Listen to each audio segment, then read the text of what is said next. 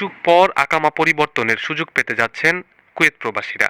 ২০ নম্বর visa বা খাদেম গৃহকর্মী ভিসা পরিবর্তন করে ১৮ নম্বর ভিসা বা বেসরকারি খাত ভিসা করার পরিকল্পনা করছে দেশটির সংশ্লিষ্ট মন্ত্রণালয়। কুয়েতের প্রথম উপপ্রধানমন্ত্রীর নেতৃত্বে অনুষ্ঠিত এক বৈঠকে জনশক্তি বিভাগকে একটি খসড়া প্রস্তুত করার নির্দেশ দেওয়া হয়েছে।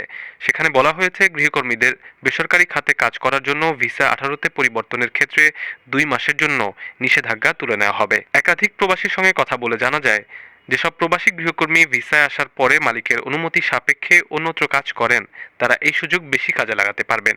কুয়েত সরকারের এমন সিদ্ধান্তে আনন্দিত প্রবাসী বাংলাদেশিরাও। তবে প্রবাসীরা কোন ধরনের শর্ত সাপেক্ষে আকামা পরিবর্তনের সুযোগ পাবে সে বিষয়ে এখনও কিছুই জানায়নি কুয়েত কর্তৃপক্ষ।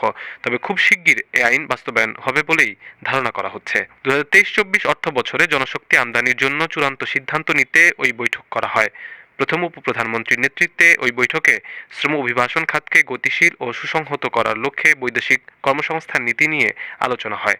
সংশ্লিষ্টরা মনে করছেন, পরিবর্তনশীল যোগান ও চাহিদার নিরিখে শ্রমবাজারে ভারসাম্য রক্ষায় সহায়ক ভূমিকা রাখতে পারবে এই ভিসা পরিবর্তন কার্যক্রম।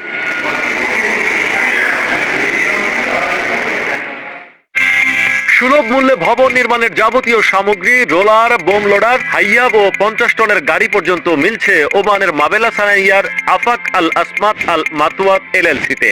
অর্ডারের জন্য কল করুন স্ক্রিনে দেয়া নাম্বারে।